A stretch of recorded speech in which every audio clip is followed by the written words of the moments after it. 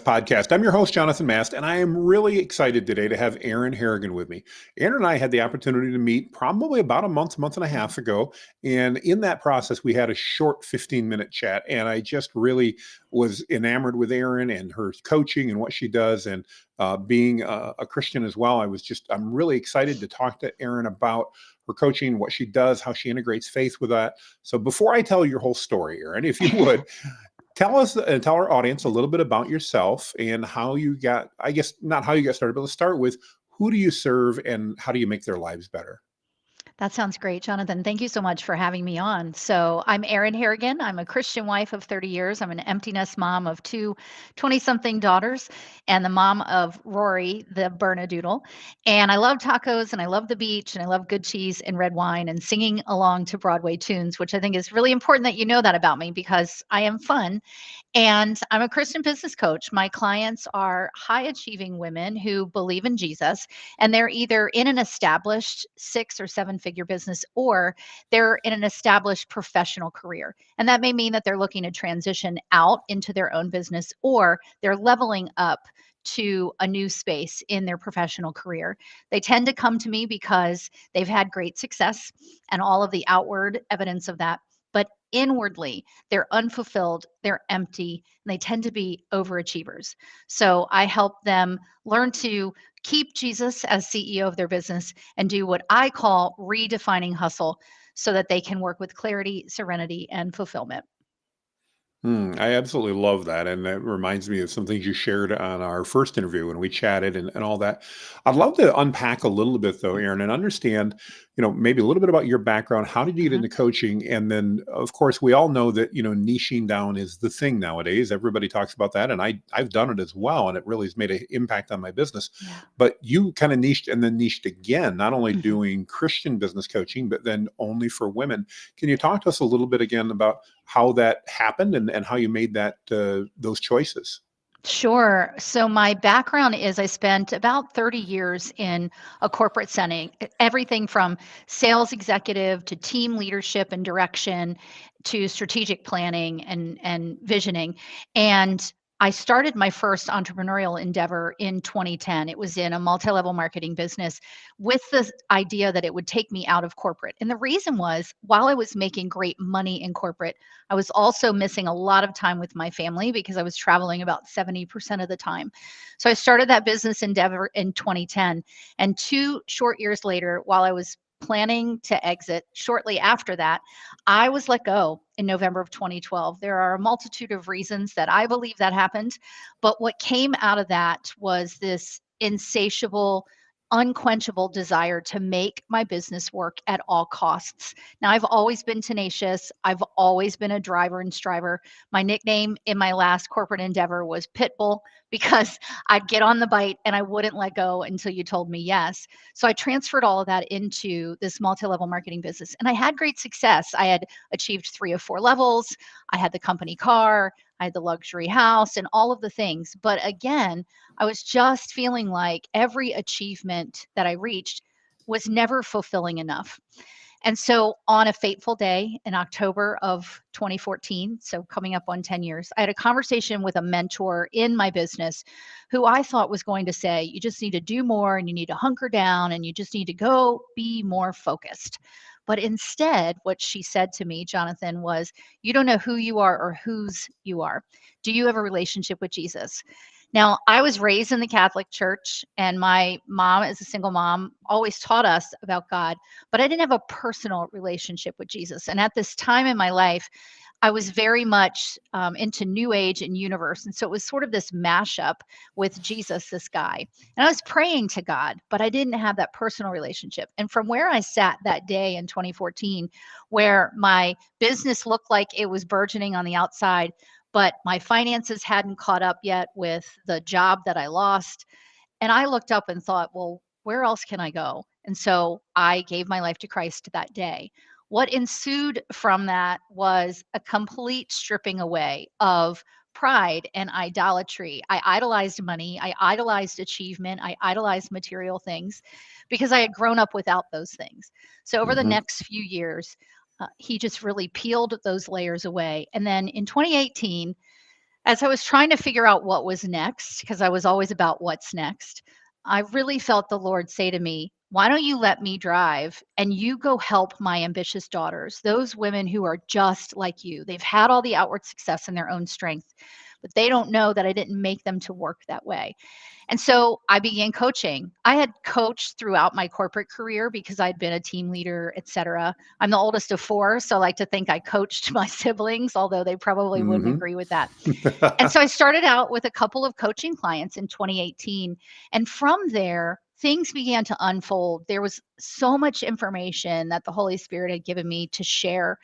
And so then I created my podcast, Redefining Hustle, in 2019. I also started writing my book, Pursuing Success God's Way, which celebrates its fourth birthday this month, and Congratulations. published that, thank you, in 2020, and just began in a group coaching setting as well as one-on-one, and it kind of grew from there. And I like to say that my business is strictly out of obedience to pass on my hindsight for someone else's foresight with God's insight. I love that. I love that. You talked about your podcast being called Redefining Hustle, and I know Yeah. that's something you talk about on your website a bit. Talk to me about how do you go about Mhm. redefining hustle for Christian business women? Yeah. What does that look like? Yeah. I'm adrenalized by the hustle. And as I started to do some research into that, because God may be ambitious, but he just didn't make me to do business the world's way. I started to look up the word hustle. And what I found is that the first definition of hustle is really all about working with intention and purpose. But what the world has glommed onto is these aggressive, like, go make it happen and be a boss, babe. And like these really frantic, frazzled versions of hustle. And I thought, well, Mm, that's really interesting that we've sort of taken this word that it's not the word that's the issue, but we've attached to it all of these really negative and aggressive connotations and definitions. And I thought, well, it's not hustle that's the issue, it's how we pursue it and how we define it.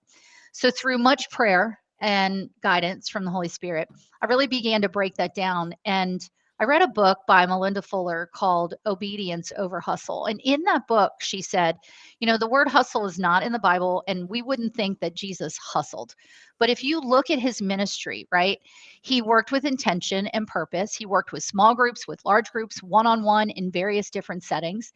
He was very conscious of his time because he had a limited time for his ministry. And he always sought his Father first. And those were really the definitions of hustle.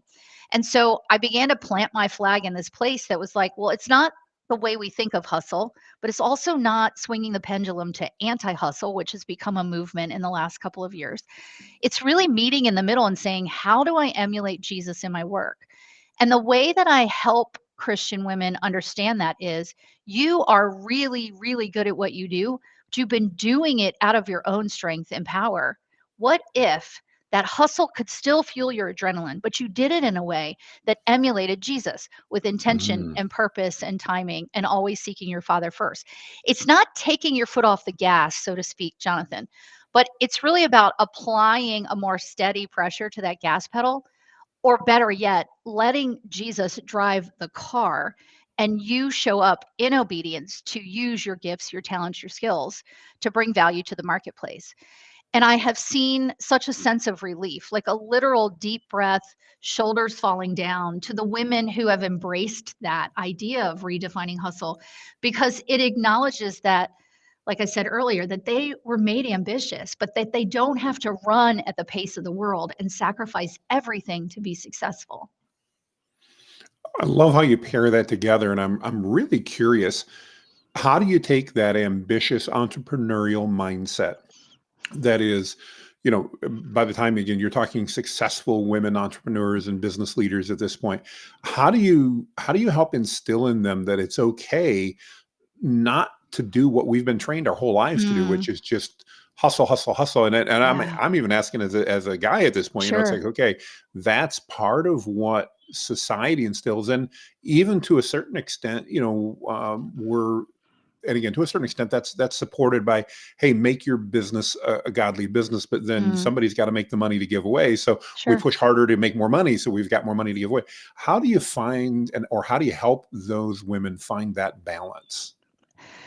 What's coming to mind for me, Jonathan, is part of this old Southern saying, which is, you draw more flies with honey, right, than you do Yeah. with vinegar, I think is how it goes.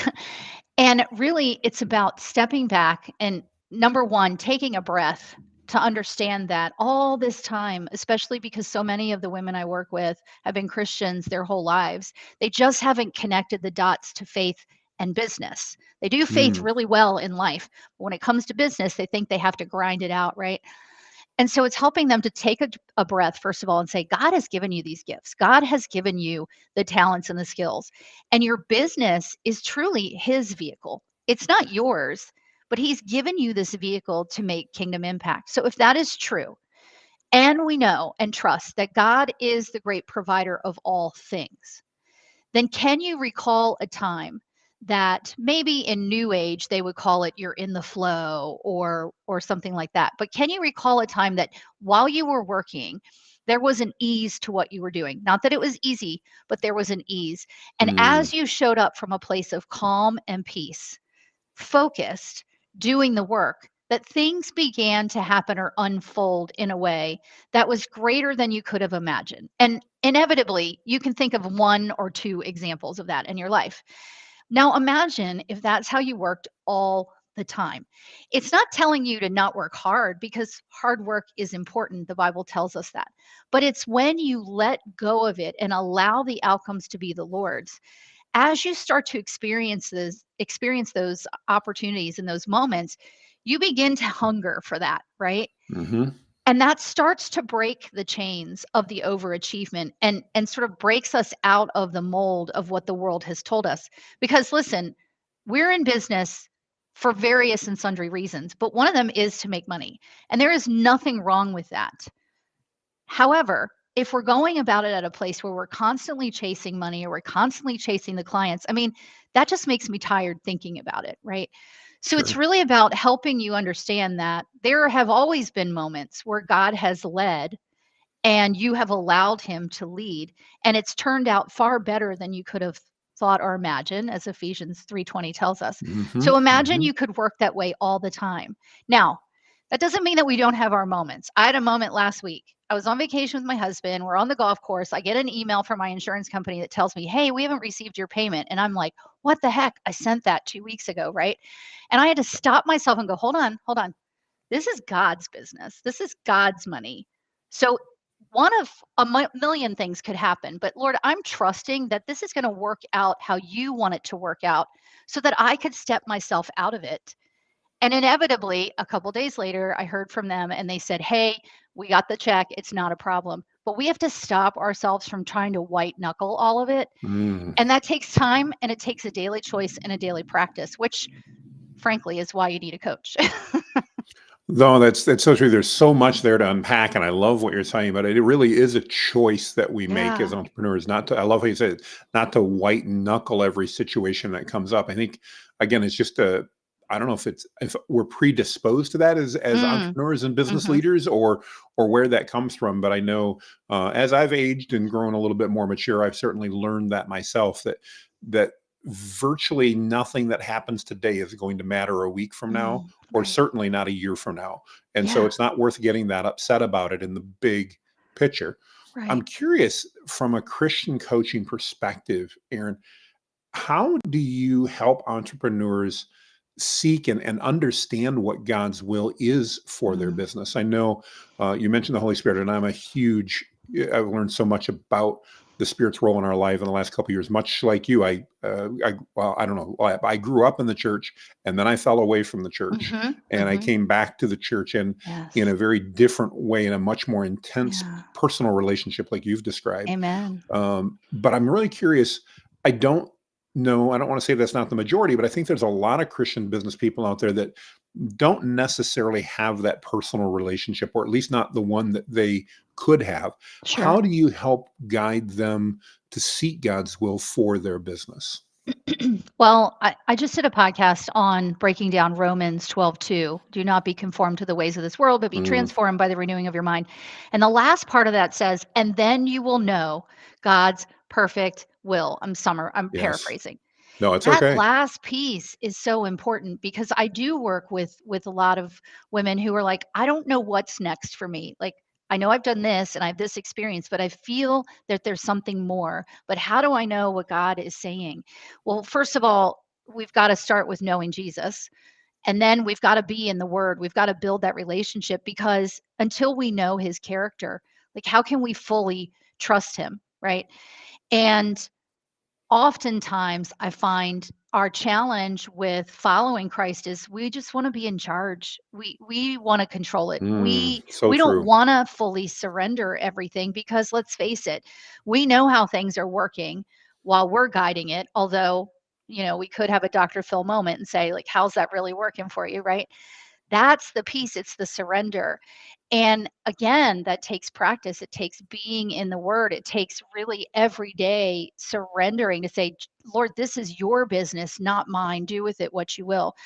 And so the way that I guide them is really just coming alongside of them to encourage them to see beyond what they can see. In other words, what if you're in the situation or this job because you are meant to have this as your training ground for what's coming next? Or Mm, has God ever not shown up for you? And the answer is, well, no, I know he's always been there. Okay, well, then what makes you think that he wouldn't be here for your business?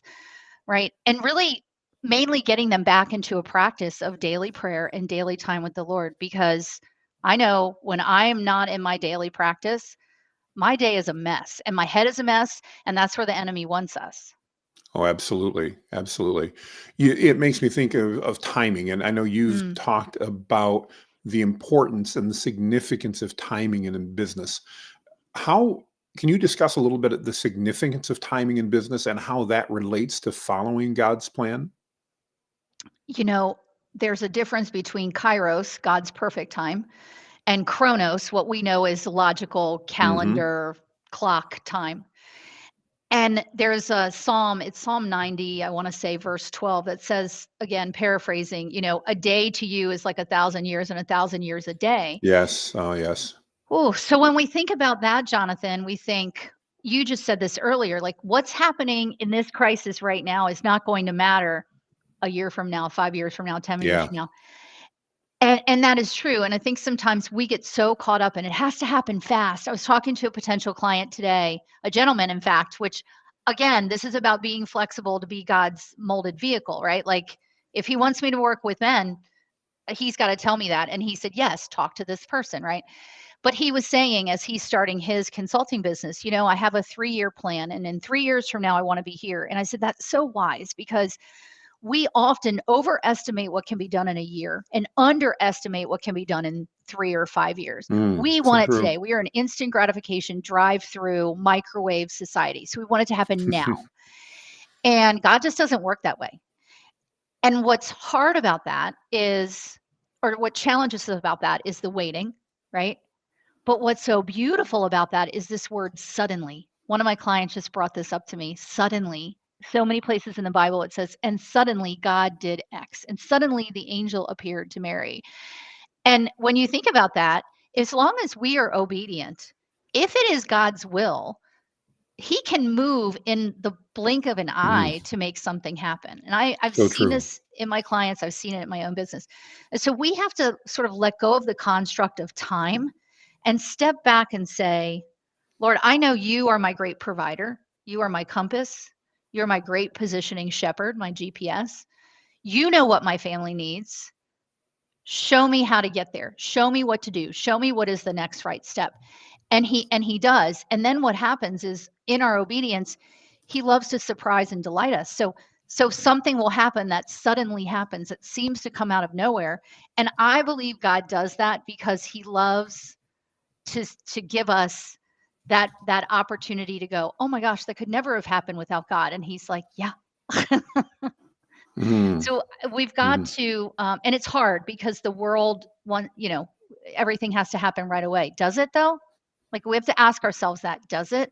And does it have to look the way we think it should look? Like, you may think, I Great need question. one client at $2,000 a month, but what if he brought you two clients at $1,000 a month, right? Like, let it be his construct, and surrender and be obedient to let him lead. That's so good. That's so good. It makes me think as you talk about the speed and the pressures we face.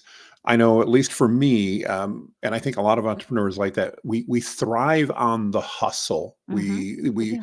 it At least we feel like it brings us joy, and it certainly energizes us. Yeah. How do you help an entrepreneur, in this case, an entrepreneurial woman or a business leader? How do you help them transition from that mindset that hustle is the goal to the fact that there is peace and joy that's provided in our work through God and the Holy Spirit, and that may not always just be the hustle? I'm Yeah. guessing there's a bit of a bridge that needs to be built there with a lot of business leaders and entrepreneurs. Can you talk to me a little bit about that? Yeah, for me, it's really about this framework that the Holy Spirit gave me a few years ago. I call it the 4 keys to redefine hustle. And it starts with, it's a closed loop system. So for those who are familiar with that in business, right? You Hmm. identify the problem, you identify the solution, you implement the solution, and then you take those iterative learnings and you put it back in so you can do better, right? Right, And exactly. so it's a circle, and the 4 keys are define, direct, discipline, and develop. And so it starts with, well, let's define, why is this hustle important to you? How has God directed you in this business? What has he given you to do? How does God even define what success means for you? Because success for you, Jonathan, might be very different than success for me, right? And it's a very individualized assignment that he's given us. So it starts there. Let's define that so that we understand, in as much as we can, what has God given you to do with your business? What does success look like? What is your purpose, etc. And then once we've defined that, and we only let him define us, not the outside world, not what the success gurus say means success, because those are all temporal measures, right?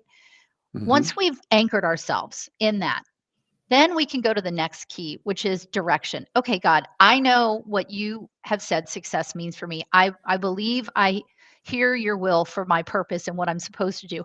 Now tell me what to do. What is that action that I am to take? Right. And that's his direction. That's, following his map and not our own.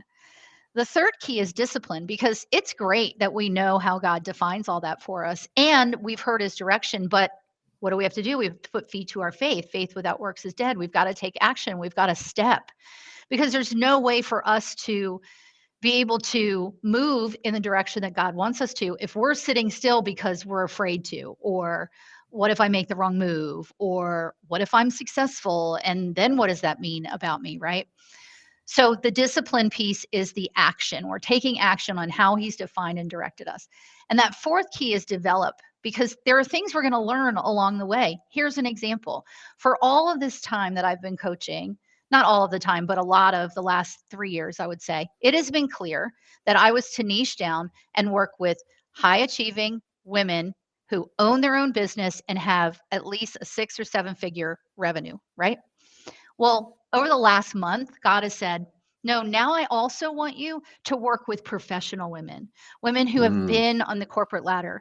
And maybe they're seeking to transition out. So they've got business acumen and they're seeking to turn that into their own business, or they're leveling up. They're coming up for a promotion, and show them how to do that, but keep me at the center. So that's part of my development. That's not where I would have gone. Just like I wouldn't have coached a guy, but God said, have that conversation. So I did. So the point mm, of this framework is, this is the place where we have to really define, what is it about the hustle that fuels us? Is it the action? Is it being in conversations?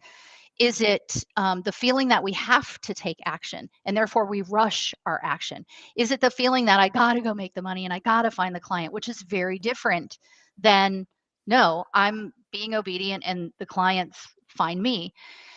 That is the piece that we have to get to the bottom of, how we're defining hustle and why it fuels us, to begin to unravel it. Because again, the hustle isn't the issue. It's how we pursue it, how we idolize it, how we define it. And we can break free from that, but still be ambitious. Listen, Paul was ambitious. But he was Mm. ambitious for the wrong side Yep. until Yep. Jesus met him on the road to Damascus. And I would argue that that just elevated his ambition because God gave him the ambition, but he just was going in the wrong direction. And the same is true of us. And we have to come to a place where we understand what piece of hustle is truly fueling our adrenaline and is that appropriate action to take. Man, so good, so good. I just so much to process and think about, and yeah, just I love what you're sharing.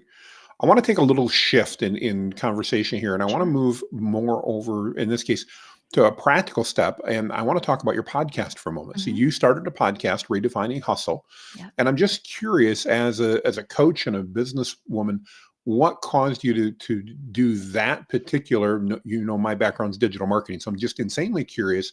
From a marketing perspective, Hmm. why did you decide a podcast was a great way to start building a tribe and connecting Mm. with your audience?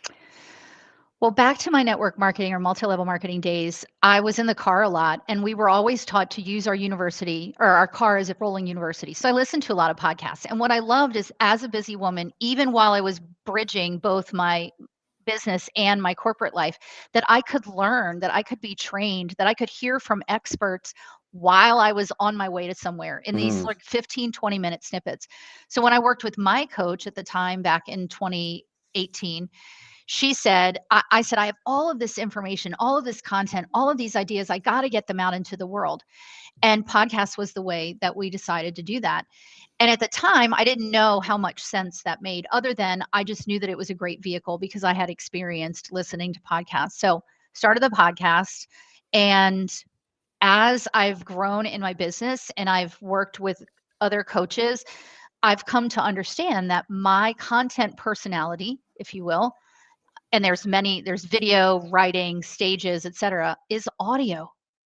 And what I was finding is that people were finding me basically two ways. Either someone had referred them to me or they had heard my podcast or they heard me on a podcast. So when I embraced that back in probably 2021, I thought, "Oh, I have to get on more podcasts." Because this is how people were finding me. I was getting mhm, clients from that. I was getting referrals from that, et cetera. And so that just fueled that fire to keep doing the podcast. And now 5 years later, I celebrated 5 years of my podcast in February 2022, or February this year, sorry. I have found that more and more since I have hunkered down and said, I'm going to focus my marketing efforts on my podcast, meaning I record the podcast and I repurpose that content everywhere mhm, mhm. because I already have the content. Like, why would I start over? That more and more people are finding me. They're finding me on YouTube. They're finding me on LinkedIn. They're certainly finding me having listened to the podcast directly on one of the podcast networks. And so I went all in that. And part of going all in that also, Jonathan, is quite frankly, I'm so tired of being on social media. Like, I don't want to be a content creator. That's not who I am. I mean, I am, but like, that's not what I'm here to do. I'm Sure. here to coach. And so I needed God's direction to hunker down in one focused place. And he said, podcast. And so I've continued to do it. And now I, take snippets and put that out onto my YouTube channel, et cetera. But everything starts and ends with my podcast. And I love it because I still listen to podcasts and Yeah. I hear from people all the time that are like, oh my gosh, I caught your message on blah, blah, blah. And gosh, that really spoke to me. And even when it's an episode that I thought that was not my best, right? You have those moments, right? Like that was not my best. And then somebody says, "Oh my gosh, that so spoke to me." And I'm like, "Okay, my obedience and the Lord's words, like this is how it all comes together." I love that. I love that. And on top of that, you mentioned as we got started, this is the 4-year anniversary, I believe you said, of your book, Pursuing Yeah. Success God's Way. Yeah. That's a major endeavor to get in and do a book. Talk to me a little bit about that book and again, what people might be able to expect or who that's targeted at. Sure. My coach at the time, who said, "Let's do a podcast." A few months later, she said, "It's time to write a book." And I said, "No." And she said, "You already have the content. You have 9 months of content from your podcast." And I thought, "Oh, well, that didn't make it so daunting then." So I started working on the book in September 2019. It published just as the pandemic was shutting everything down 4 years ago, which seems like yesterday, right?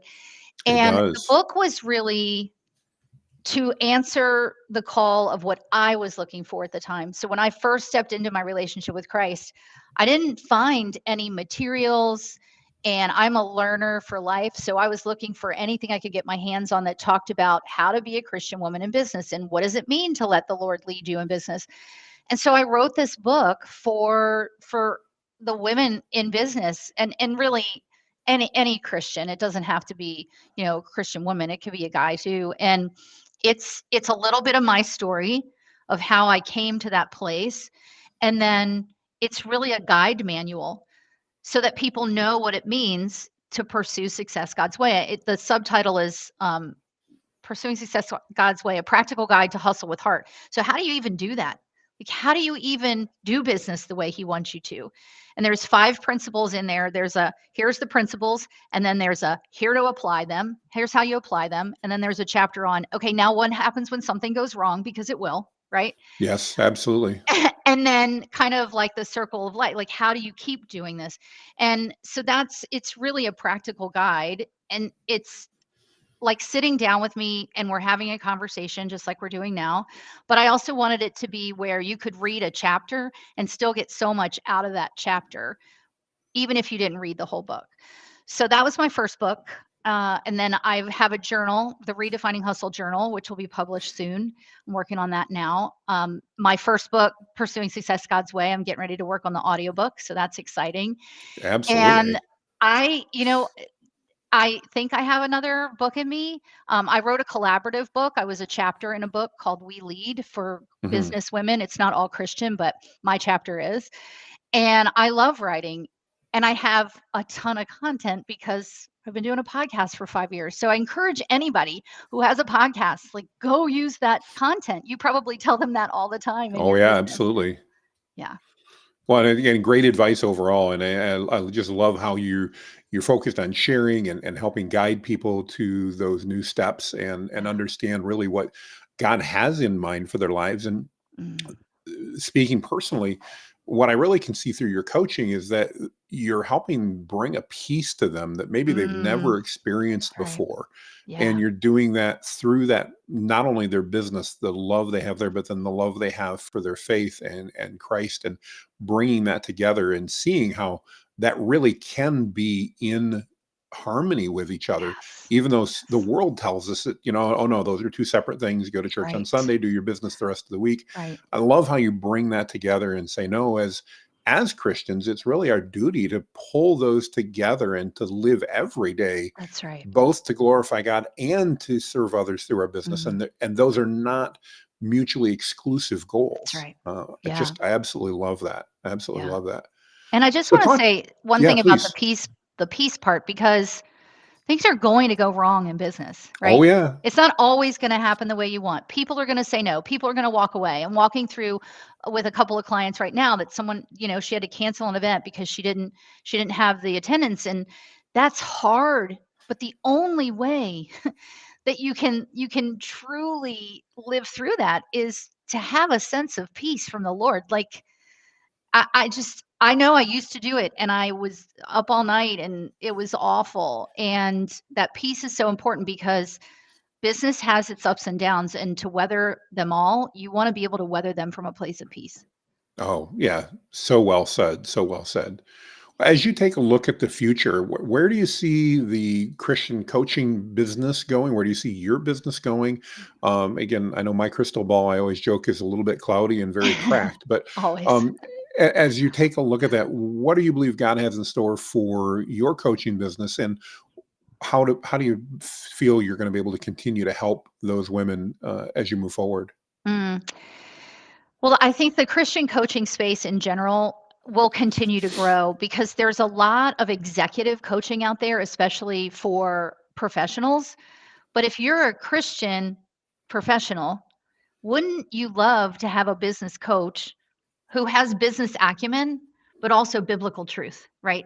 And I think that that's really rare right now, and I see that growing because I think more and more it's just funny. I think God is raising up more and more Christian entrepreneurs. So I definitely see that growing. As far as my business is concerned, I think his move to shift me to include those professional executives as part of my client avatar is something I didn't expect. Hmm. And I'm really excited to see that continue to grow. It's funny because what happens when you're walking with the Lord is he puts the desire in your heart. You speak it out loud, and then it's fascinating to watch.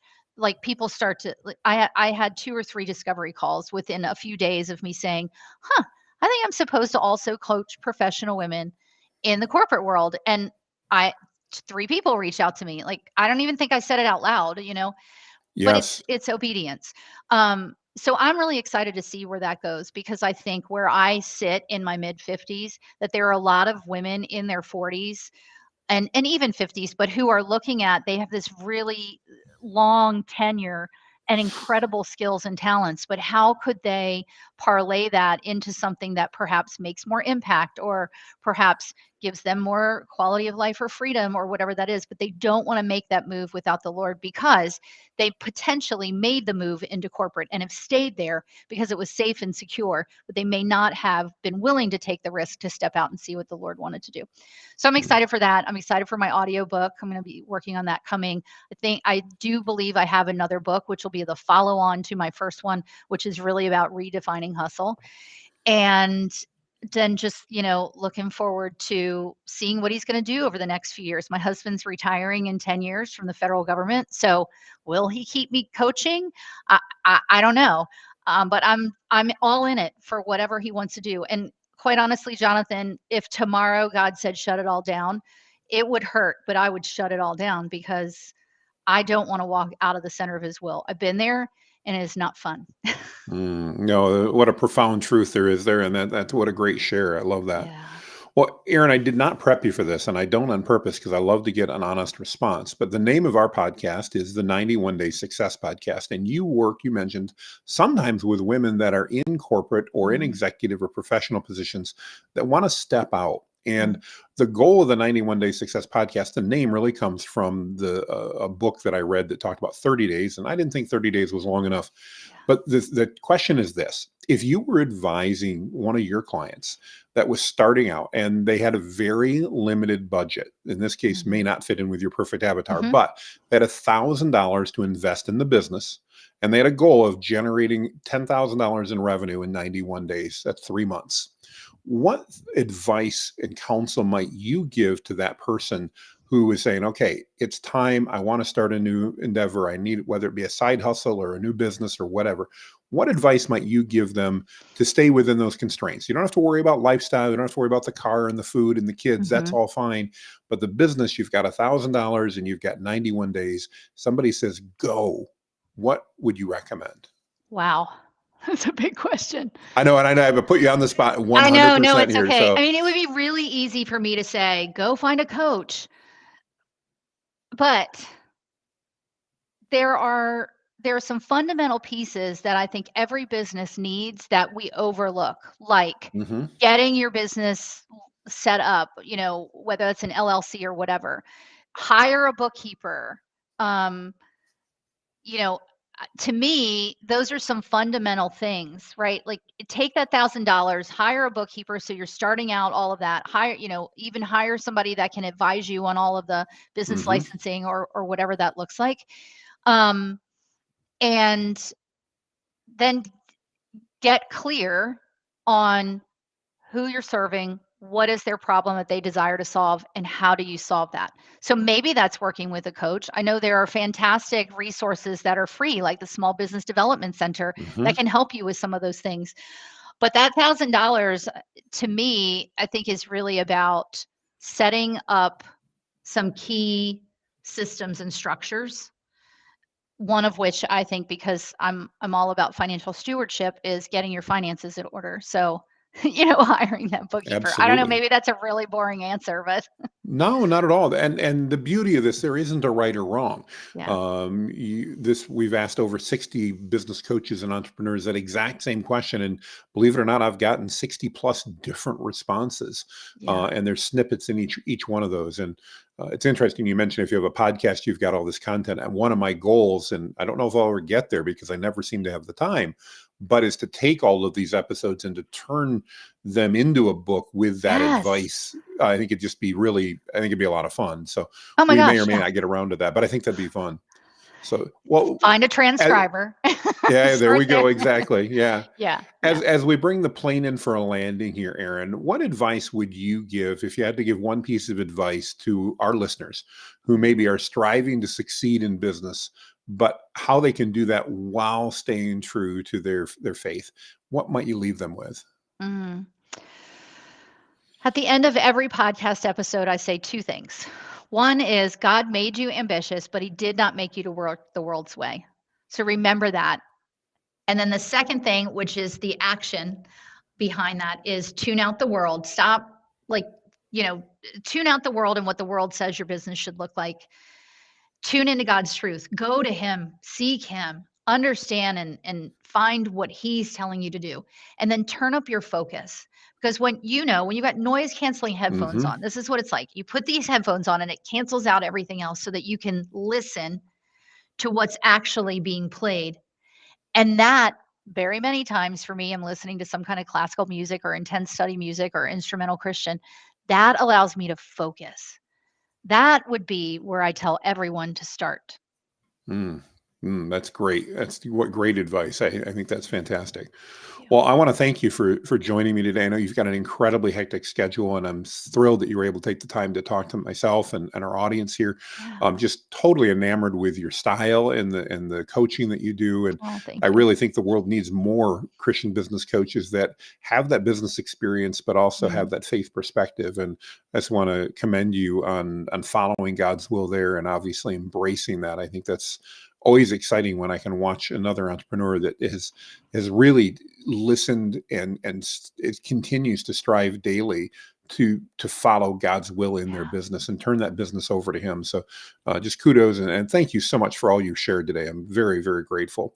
If Oh, if thank you. people are listening and they want to get in touch with you, we'll obviously put your contact information in the show notes and all that. But maybe they're listening, they're driving down the road right now, and they're like, "Man, how do I get in touch with Erin?" What's Mm. the best way for them to reach out and touch base with you, Erin? Definitely go to my website, erinharrigan.com. Everything is there, my audio devotional, my podcast, all the things. If you are on social media, I do hang out more on LinkedIn these days than I do anywhere else. And I even post some funny things there, just like I would in other places. So, yeah, come find me. I'd love to touch base and just pray over you. If you've got a prayer request, bring it my way.